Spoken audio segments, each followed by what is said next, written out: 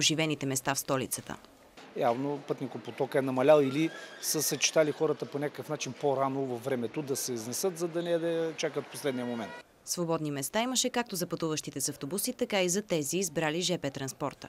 Общо 14 влака, които се движат по едни от най-оживените маршрути в страната, днес потеглиха с допълнителни вагони. Къде ще пътувате? За Казанлък. Сега ли си купихте билет? Да, току-що.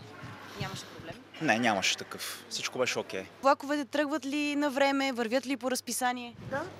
Всичко е нормално? За сега да.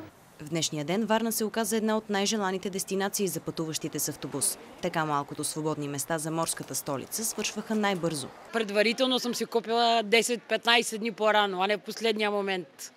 Така че съм готова за пътуване много отдавна. За Русе пътувам, нямаше никакъв проблем. Имаше места онен ден. За днес не знам.